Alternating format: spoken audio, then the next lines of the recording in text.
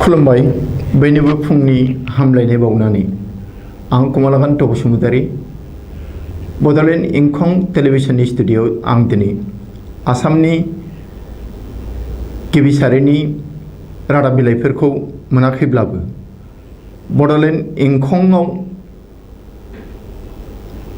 सेबखांजानाय जे गांनै रादाब बिलाइ बे गांनै रादाब बिलाइखौनो आं फरायनो थाखाय नोंथांमोननि सिगाङाव नुजाथिबाय। गिबियावनो आं लानोसै सानसेयारि बड'लेण्ड इंखं रादाब बिलाइ। बेहाय गिबियावनो दङ रादाबा बिटिसिनि मावफुं सोद्रोमा राकेश ब्रह्मआ गावनि दान बान्थाखौ दरबा गामिनो रानदों। बिथाङा खोथा होखादोंमोन जे गावनि दान बान्थाखौ धोरोम आफादफोरनो बा गामि आफादफोरनो राननानै होगोन। मन्दिर मस्जिद गिर्जा बायदिसिना मन्दिरफोर लुनाय बा सिबिग्रा जायगा लुनाय। ओरैहाय होनदों अनलाइन फिसार्स मुसलपुर जुलाइ 4 बिटिसिनि ना फिसिग्रा आरो मि जुनार अनसाय बिफाननि मावफुं सोद्रोमा राकेश ब्रह्मआ दासान्दि खौरां बिजोङाव थागासिनो दं। राकेश ब्रह्मआ गावनि खामानि मावनायनि जोहै रायजो राजाफोरजों लोगोसे खौरां बिजोङाव जायगा आवग्रिबाय थानो हादों।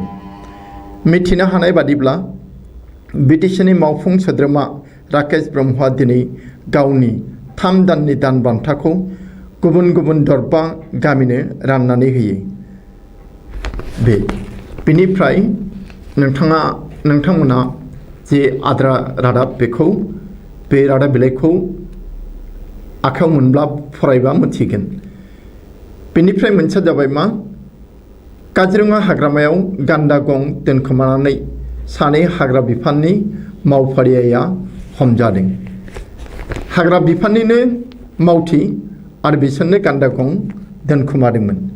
बे जाबाय रादाबा ओरैहाय ENN इंखं नेट निउज जुलाइ 4 काजिरङा हादोरारि हाग्रामानि बगरी रेन्ज बेंखनाव थानाय कुसियामारि फरेस्ट बिटआव थैनाय गान्दानि गंखौ बिफानारि मावख'आव जमा होआजासे लाखोमानानै एबा दोनखोमानानै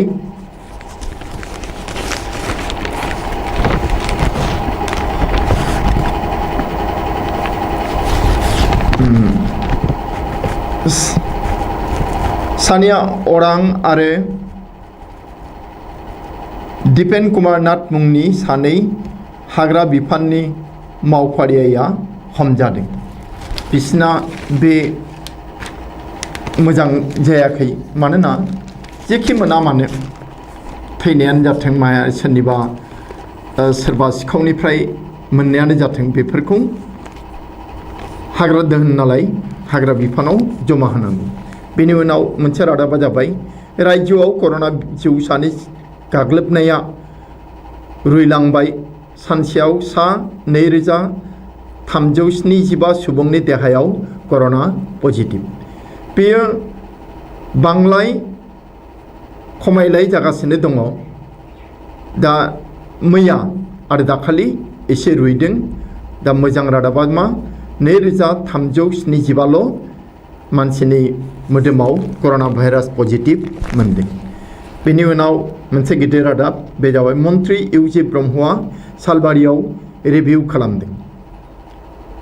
अनलाइन फिसार्स सालबारि जुलाइ 4 सापागुरि बियाबनि MLA आरो आसामनि केबिनेट मन्त्रि आरो बाक्सा जिल्लानि गार्जेन मन्त्रि उरखाव गोरा ब्रह्मआ दिनै बाक्सा जिल्लानि सालबारि महकुमायाव दावबायदों। बाक्सा जिल्लानि सालबारि महकुमायाव दावबायहैना जौगाथायारि बिथांखि मावफुंनायखौ नायबिजिरहैयो आरो रिभिउ खालामो होननानै गार्जेन मन्त्रि उरखाव गोरा ब्रह्मआ गावनि फेसबुक पेजाव फोसावदों। बेनि उननि रादाब मोनसे जाबाय आद्राखौ फरायला। बेनि उननि मोनसे रादाबा जाबाय बिश्वजित दैमारिया केन्सार बेमारिफोरनो राङारि अनसुंथाइ होदों। आसाम विधान सभानि बुंथिगिरि आरो पानेरि ब्यापनि MLA बिश्वजित दैमारिया दिनै गिख्रंथाव केन्सार बेरामजों गाग्लोबजानाय बेमारिफोरनो राङारि अनसुंथाइ रानदों। आद्राखौ आरो फरायलियालाय बेनि उनाव फैबाय देग्लायनि मेट्रिक आरो HS आनजाद उथ्रिनाय फरायसाफोरा टेटनि अनगायै जायखिजाया साख्रिखौनो मोननो हागोन। जे देग्लायनि जि मेट्रिक आनजादनि आरो HS आनजादनि 12 थाखोनि आनजादनि मार्कशीट बे मार्कशीटखौबो मोनदों आनजाद होआलासिनो बे मार्कशीटजों मोनबो रायजोआरि साख्रि मोननाय नङा होननानै बुंदोंमोन। दा आसामनि गिबि मन्त्रि डक्टर शर्माया बुंलायबाय मा जे टेटनि अनगायै गासिबो साख्रियावनो बे गोहोम गोग्लैगोन बा बानजागोन। बिनि उनाव फैबाय मदि केबिनेट फेहेरथायाव आसामनि बारग' गिबि मन्त्रि सर्बानन्द सन'वाला मन्त्रि मोननो हागौ। दासिमबो मोनथ'वाखै, खोब आसा दङ आरो। बिनिफ्राय जाबाय नगाव पुलिसा मोन 42 ATMजों लोगोसे 7 सुबुंखौ एरेस्ट खालामदों। जे नगाव जिल्ला पुलिसनि मोनसे पेट्रलिं हान्जाया नतुन बाजार ओनसोलनिफ्राय गासै मोन 42 ATMजों लोगोसे गासै 7 सुबुंखौ एरेस्ट खालामदों। हमजानाय सुबुंफोरा फारियै इनामुल हुसैन, हबीबुर रहमान, कामरुल इस्लाम आरो नामाजुद्दिन शरीफ होननानै पुलिसनि सुलुंनिफ्राय मिथिनो मोननाय जादों। बे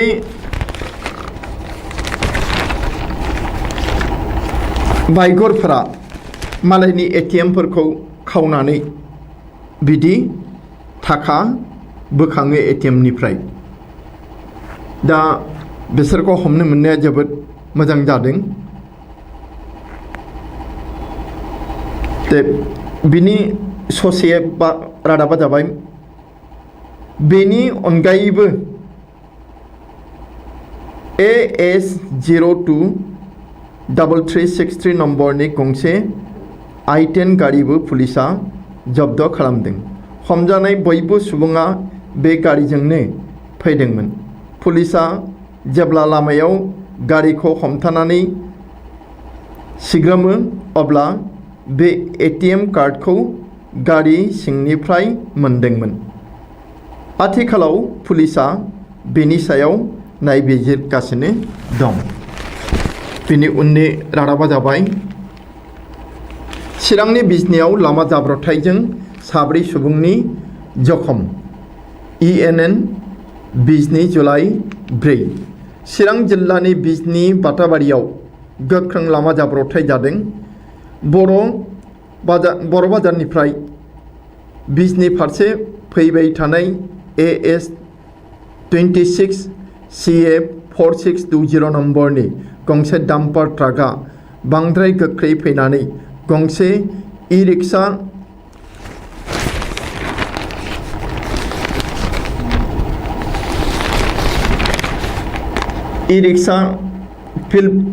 फिलफिलिखौ आरो उनथिंनिफ्राय सौख्रांनायाव ई-रिक्शायाव गाखोबोनाय 7 सुबुङा गोब्राबै जखम जादों। जखम जानाय सुबुंफोरा फारियै सम्पा गयारी 45 बोसोरनि, रैमालि दैमारी 22 बोसोरनि, बिदि दैमारी 26 बोसोरनि आरो लिकेश गयारी 25 बोसोरनि।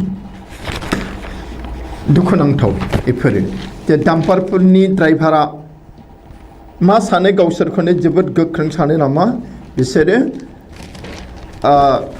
माबायो गारिफोरखौ बारा सालायो। सुजुथाय बे बिलायाव सुजुथायखौ लिरदों बेसेन गैयि मार्कशीट।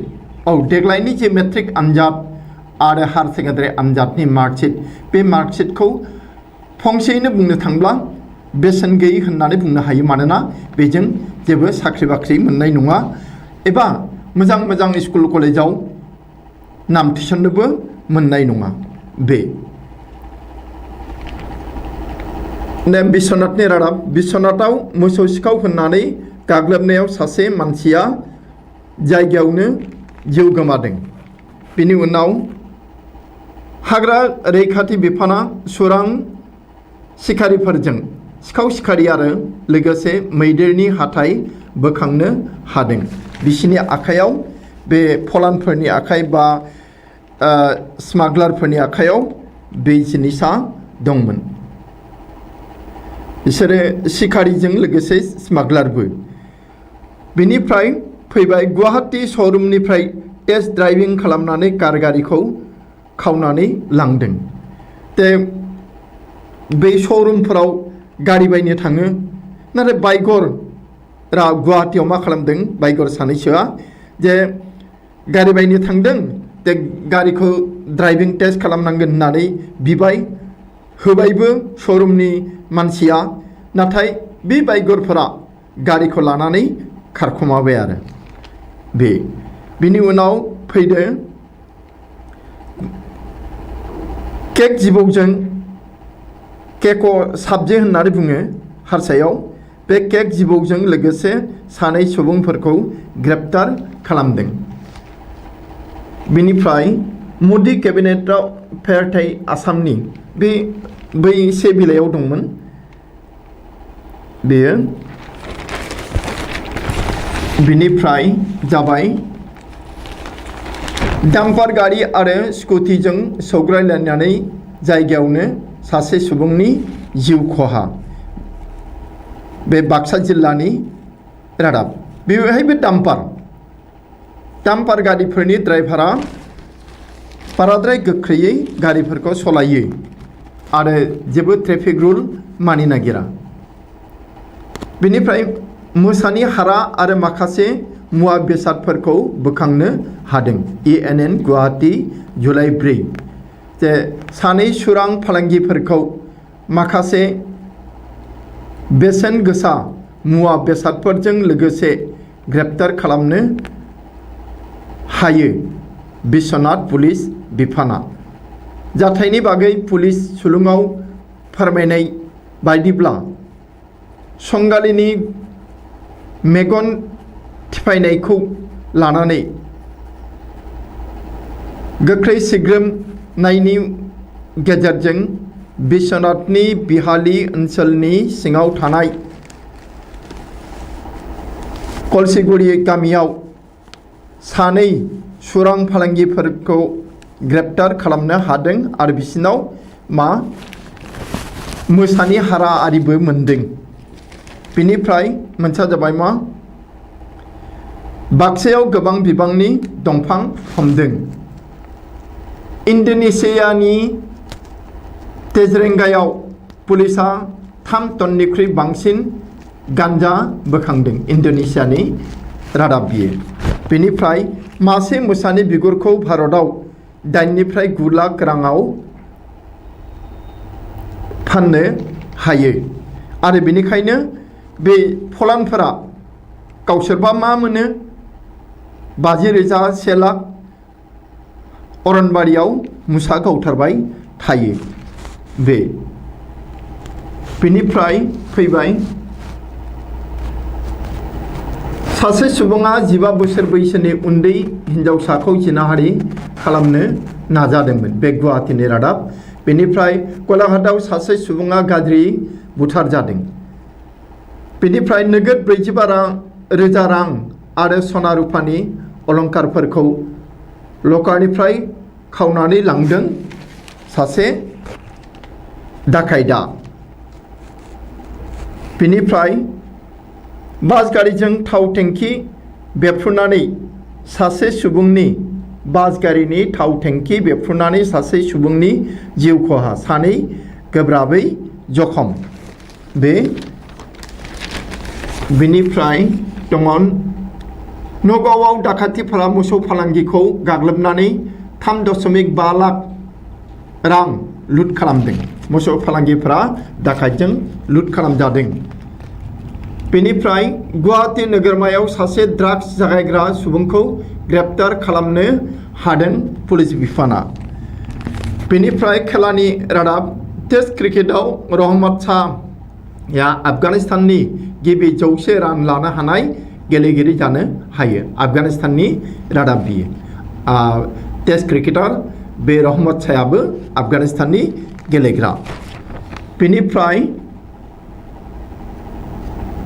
भारतारि हान्जानि आगु केप्टेन विराट कोहलीया ससियेल मिडियायाव गावनि सावगारिखौ शेयार खालामदों। आरोबाव गुवाहाटीआव जानाय फिफा वर्ल्ड कप क्वालिफाइं मेचआव अमाना भारतखौ फेजेनदों। भारतआ जेनदों, जेरावबो जेनोसो नामा फुटबलाव भारतआ। दा मोनसे रादाबा जाबाय आथिखालनि कोविड-19 आरो लकडाउननि सायाव गिबि मन्थ्रिया नोजोर होदों। बेखिनियानोसै। बिनिफ्राय दा बड'लेण्ड एक्सप्रेस बेबो इंखंनिफ्रायनो सेबखांजायो। बेहाय गिबि रादाबा दङ मणिपुरनि जाथाय बियो 2 UKLF militant held with arms in चान्डाल। चान्डाल होननाय जिल्लायाव मणिपुरनि चान्डाल होननाय जिल्लायाव 2 UKLF थिउरियाफोरखौ हमनो हादों सिलाइजों जाबजों। बे ससे फरायनोसै।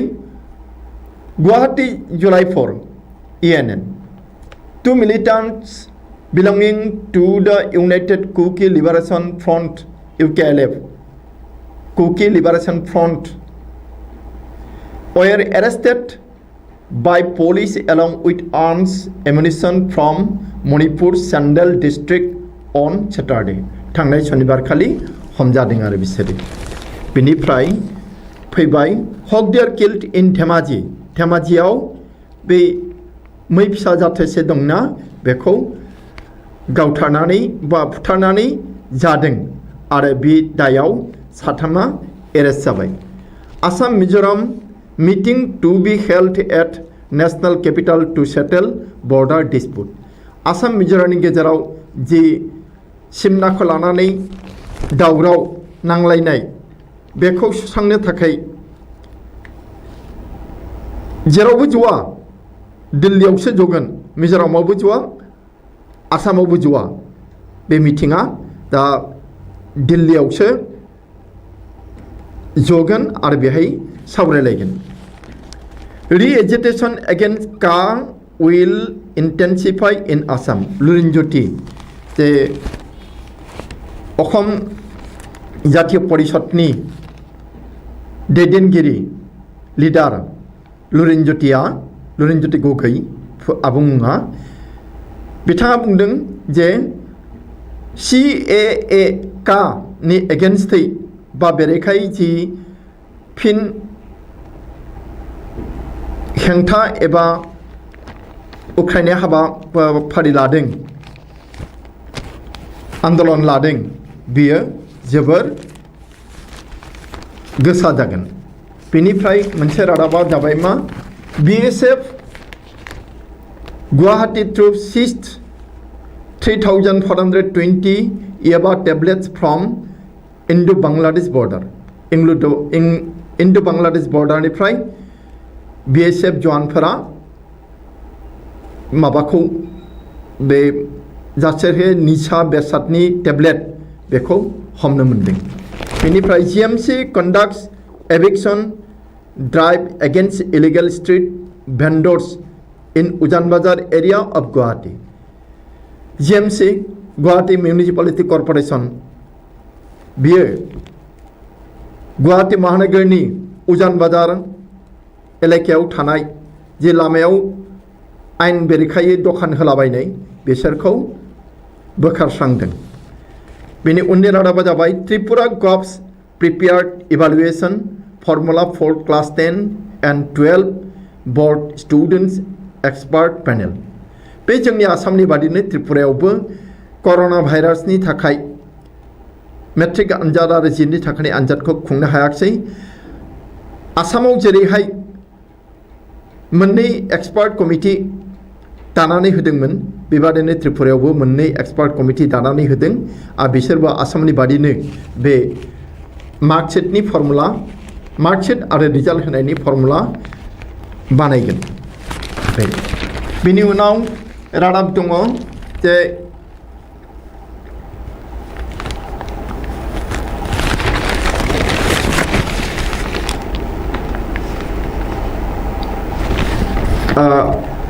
thousands in Brazil protest against President Jair Bolsonaro over COVID-19 pandemic handling.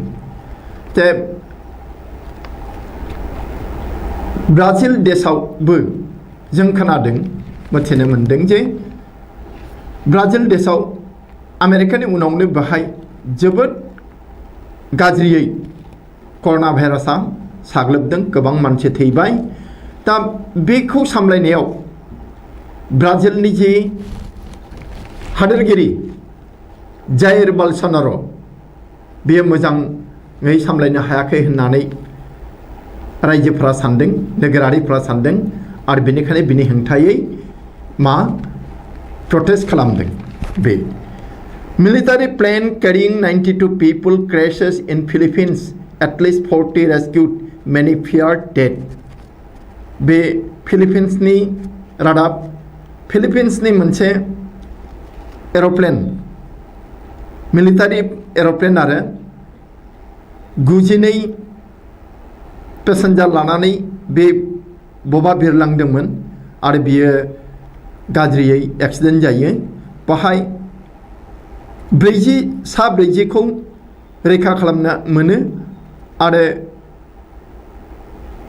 बाखि माखाखौ जे 52 बे 52आ थैबायबो जानो हागौ, बे खोथाखौ बुंदों आरो बेनिफ्राय बुंदों मा गुबुन मोनसे रादाबाव, is Joe Biden declaring independence from the virus too soon? America जुथाइ हादोरनि जो बाइडेना कर'ना भाइरासनिफ्राय रैखा मोनबाय होननानै फोसावनो हागोन नामा? बे बिसिनावबो जोबोर जागासिनो दङ। बेनिफ्राय India's coal production display 2% to 716 million tons in financial year 21. गोबां मोनो 2% निफ्राय बेसेबां बांदों? 716 मिलियन टन्स बांदों। जे 2% निबो बारा बांदों बे सोलिबाय थानाय जे फाइनेन्सियेल इयार 21। बेनिफ्राय मोनसे रादाबा दङ, LIC IPO centre may invite bids from merchant bankers this month. LIC business साबो जोबोद मोजाङैनो भारताव साग्लोबसारदों, नाथाय दा बियो एसे खमायबोनो हादों, मानोना प्राइभेट सेक्टरावबो बिदिनो लाइफ इन्सुरेन्स कम्पानिफोर जाबाय। बेनिफ्राय नैबे खेलानि रादाब, कपा आमेरिका 2021 आरो Lionel Messi stars as Argentina thrash Ecuador to enter semis. Lionel मेसिनि हानजा जि आर्जेन्टिना बे कपा आमेरिकानि खेलायाव इक्वेडरखौ 3-0 गलाव फेजेननो हादों। गाव गल होदों आरो गुबुनजों लोगो नांनानै गल 2 जादों। बेनिफ्राय इउर'काप 2020 नि खेला, Harry Kane shines as England thrash Ukraine to enter semis. इंग्लैंडा इउक्रेन को फेजेननानै सेमिफाइनालाव हाबबाय इउर'कापआव। बेनिफ्राय India versus England third ODI one day international, बेहाय Mithali Raj says wanted to be dear and win the game for the team। मिथालीखौथ' जों मिथिगौ जे भारतनि आइजो क्रिकेट टीमनि बेयो दैदेनगिरि, जोबोद मोजां गेलेयो। दा बिथाङा बुंदों जे फैगौ जि 3थि वन डे इंटरनेशनल काप बेहाय इन्डियाया देरहागोन। बेनिफ्राय मोनसे रादाब दङ खेलानिनो, South Africa beat West Indies by 25 runs, take series 3-2। South आफ्रिकाया वेस्ट इंडिजखौ 22 रानाव फेजेनो आरो सिरिजखौ 3-2 देरहागासिनो दङ। साउथ आफ्रिकाया 3 आरो वेस्ट इंडिजआ 2 देरहानानै दङ। बिनि उनाव रादाब मोनसे जाबाय Aamir Khan after divorce announcement pray for our happiness. Aamir खाना गावनि बिसिजों फाथैलाइ बिसिलायबाय, नाथाय बिसिनि गेजेराव माखासे खामानिफ्रा ज' थाबाय थागोन होननानै बुंदों। दा बिसिनि मुङा जाबाय किरण राव। मानोबा हाबा जानाय, मानोबा आरो फाथैलाइ बिसिखो बिसोरनिसो खोथा। बेनिफ्राय Ranbir Singh to debut as TV host on unique visual based quiz show The Big Picture। दा रणबीर सिंहआ मोनसे बे टिभिनि हाबाफारियाव बाहागो लागोन आरो। बेखिनियानोसै दिनैनि जे बड'लेण्ड एक्सप्रेसनि रादाब, बे रादाबफोरा बेखिनियावनो जोब्बाय। होमबा बेखिनिखौनो फरायनानै खोनासङै जोबथारनायाव नोंथांमोननो गासैनोबो आंनि गोरबोनि मोजां मोननाय आरो सिबिनायखौ खुलुमनायखौ बावनानै बेखिनियावनो आफादखौ फोजोबनाय जाबाय।